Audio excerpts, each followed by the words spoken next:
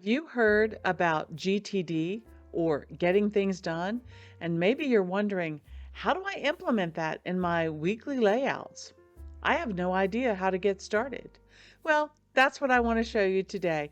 I want to give you some ideas to help you understand the GTD process or the getting things done process and how to implement that in your weekly layouts. So stick with me.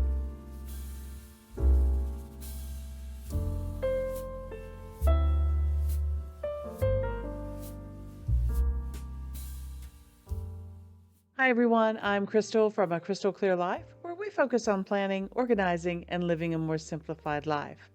If you're new here, welcome. If you're returning, welcome back. We are always happy to see you. Today, I really want to get down to the nitty-gritty of things with this GTD method that everybody is talking about. The GTD method is from the book Getting Things Done by David Allen. And what he focuses on is a very common sense, logical thinking way of planning.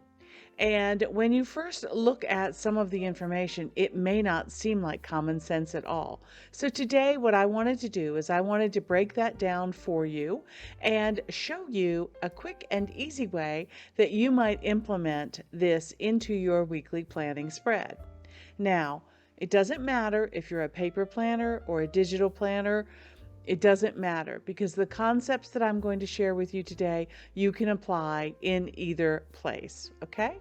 All right, let's jump into the computer and I will show you a little bit about the GTD method today.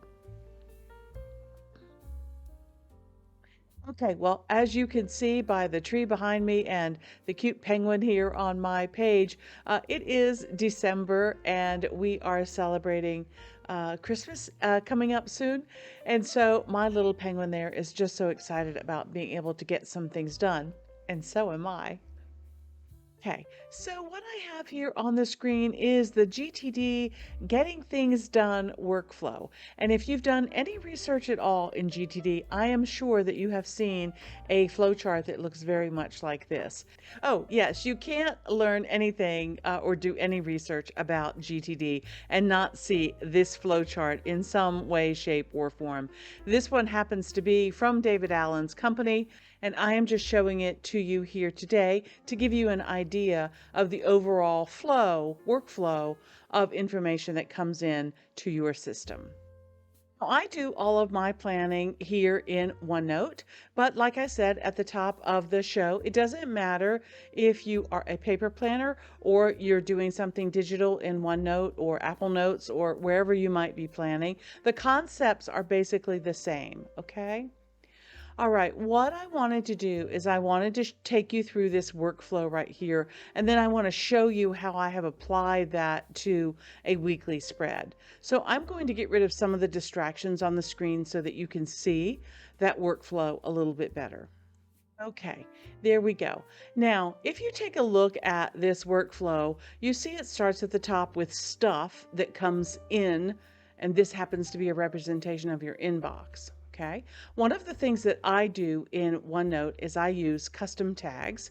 And if you're not familiar with custom tags, I have a whole playlist that I will link above about tags and how you can customize those in OneNote.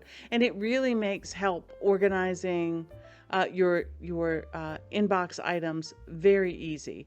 So I would recommend that you take a look at that if you are a OneNote user. If you're not a OneNote user, that's okay. You may come up with your own system of creating tags or symbols to represent the things that you're putting in your inbox, okay? I happen to put things in one of two different places. I either put them directly into my inbox page that I have set up for each month, or if it's something that happens to come in during the week, I do have a notes section on my weekly spread that I can add those items as well. And I'll show you that in just a second. Okay. Once it comes in, then you have to decide, the very first question is it actionable? Can I do something about this? Is there something that I have to do with this item that has come in? Okay. The first quick answer is no, it's not actionable, and it goes over here in the side. These are things that I usually wait until the weekly review at the end of the week, and I either move them to the list that they need to be moved to, or I trash them, delete them, whatever it happens to be. So if it's not something that I need to take action on right away, I usually leave it until Friday afternoon and just get rid of it or move it to the proper place at that time. But if it is something that I need to do, I'm now coming down to this section. If it's something that I need to do, but it's a multi-step process to get to that successful outcome, then it becomes a project, which you see over here, and I have those highlighted in pink. And from that project, I create a project plan that has all of the thinking already done, so that when it comes time to look at my weekly plans, I just go to my project, pick the next action, and add it to my actions list for that week. All right? And again, I'll show you that in detail in just a second. Okay, if it's something that comes into my inbox and it is something that I need to do, but it's not a multi-step process, it's not something that's going to take a project or project plan to do, then the 2-minute rule comes into effect right away. If it's something I can do in less than 2 minutes, I go ahead and do it because it's going to take me that long to write it down and figure out where it needs to go. So the 2-minute rule is very handy, okay? Another thing that happens when you get something that you need to take action on is you might need to delegate it, meaning you might need to give it to somebody else or ask somebody else to help you with part of it, okay? If I have to delegate something, it then goes into my communication system and becomes something that I am waiting for, okay? In my communication system, I also have other communication items, calls, text, emails, physical mail that I need to do. So I have all of those things listed in my communication system, all right? Now, there's also another set of things that I personally add to this GTD workflow that was not part of David Allen's original workflow. And again, that's okay. He recommends that you customize things to meet your needs, all right? And that is errands to run and things to buy.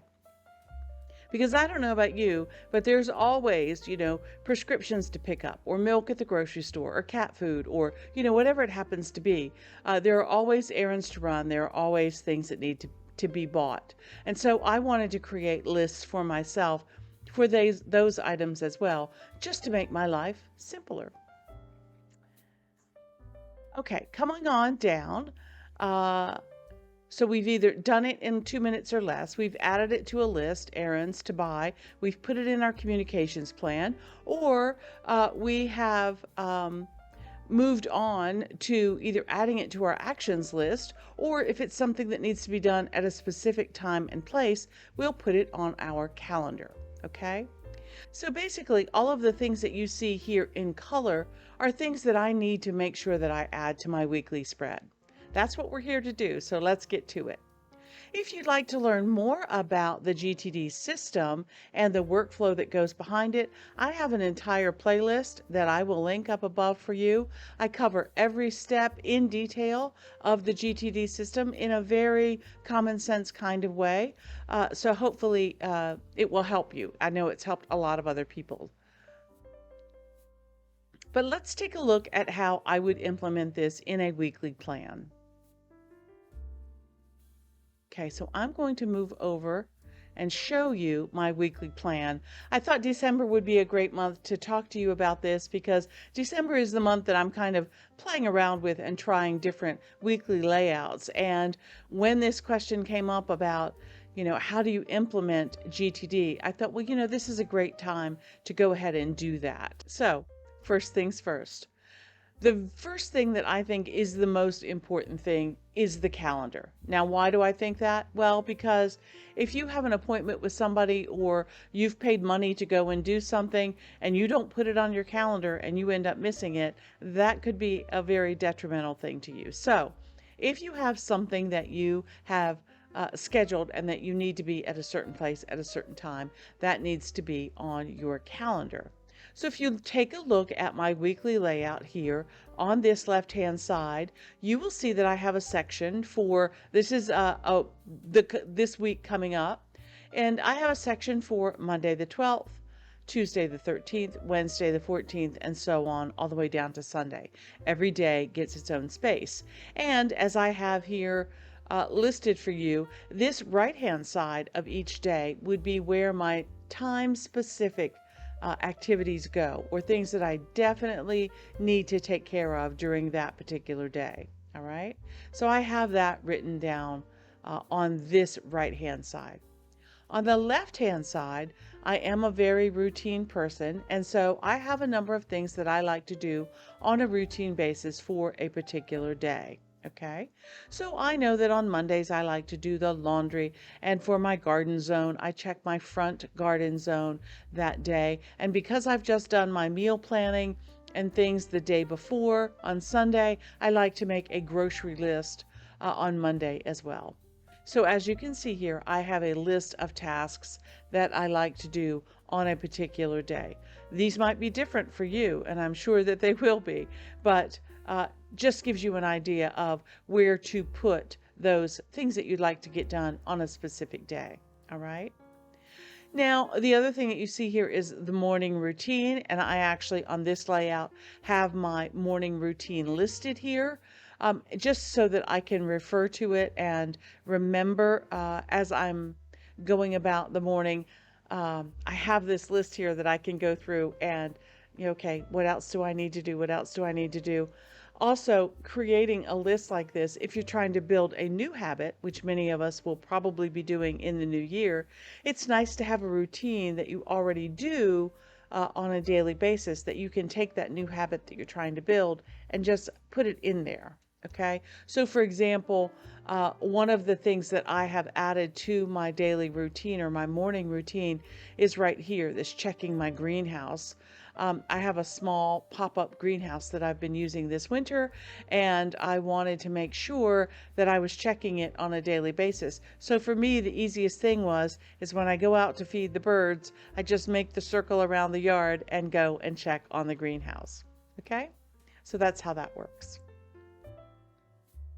All right, let's look back at our GTD workflow, and the calendar listed is down here in blue, and you see over here on my weekly spread that I have all of those calendar items in blue. So I'm color coding so that you can see where these things are listed on my weekly layout. Okay, so I have another section here in yellow that is for the entire week. So this whole right hand side of my page is for the entire week of December 12th through the 18th.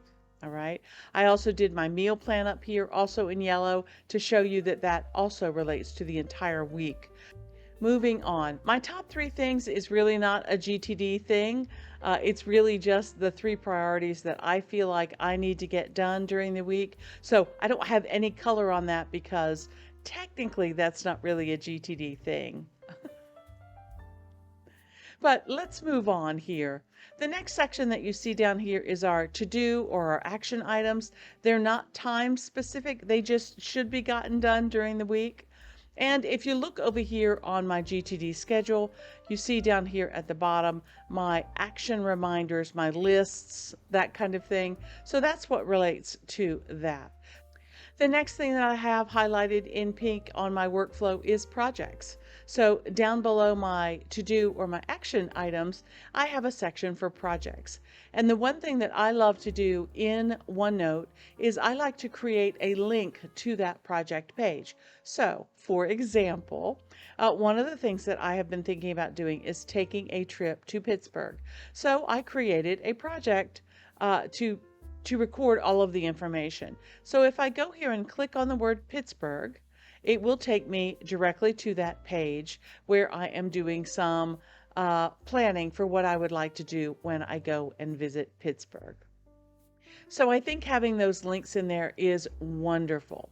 Now, if you don't know how to add links in OneNote, I have a lot of videos on links as well because I use them an awful lot in my in my notebook.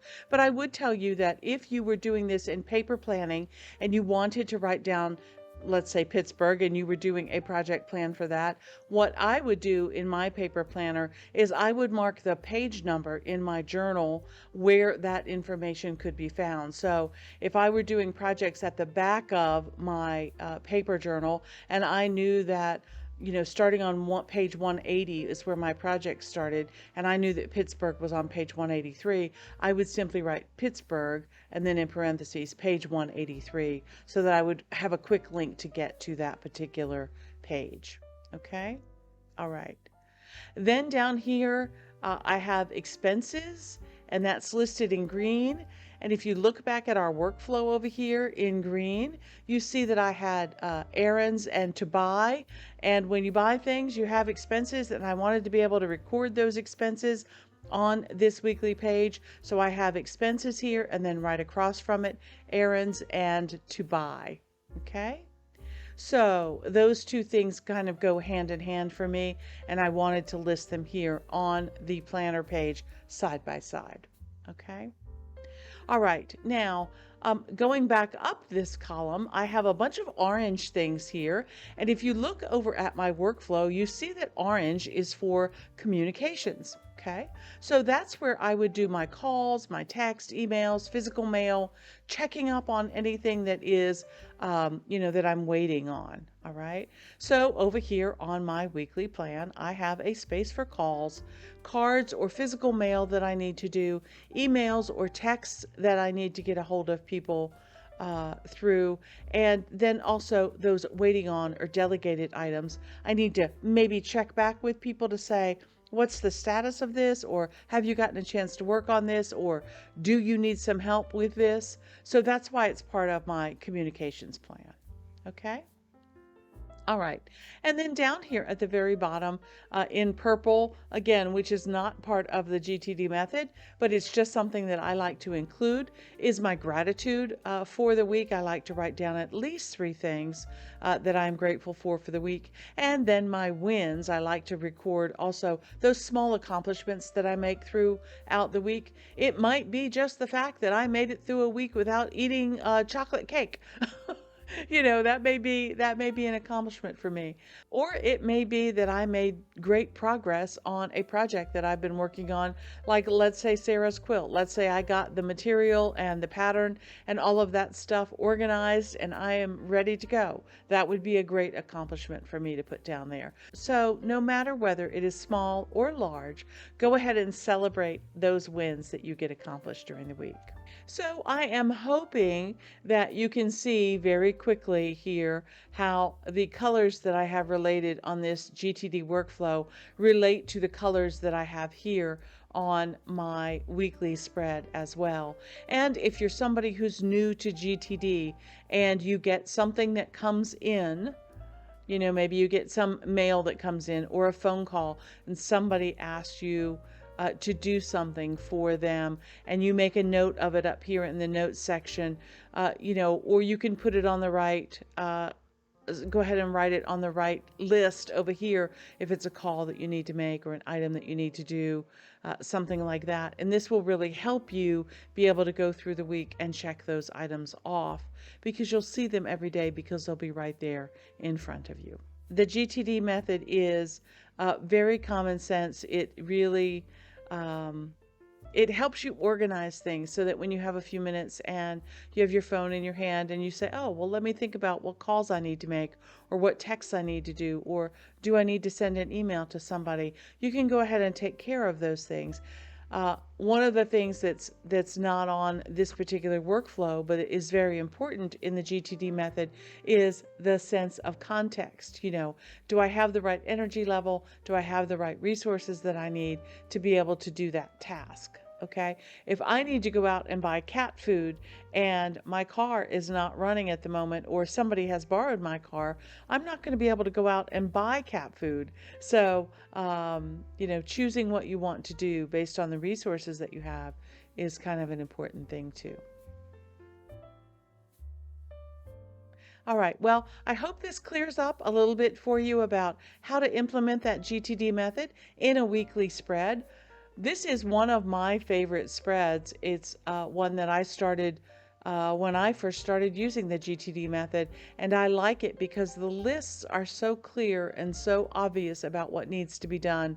And the color coding is very helpful as well because you know automatically that all of those things in orange are communications, and all of those things in pink are things that you need to do, to take action on those projects and that kind of thing. And then green to buy and to go places and spending money, all that is related to the color green for me. So for me, having the color coding is very helpful and makes it very clear. All right. Well, if you have any questions about how I use the GTD method for my weekly and daily planning, go ahead and leave me a comment below, and I'd be happy to answer your question for you. And thanks for stopping by today. I really love the GTD method, and I really love using OneNote, and being able to put those two things together is fantastic for me.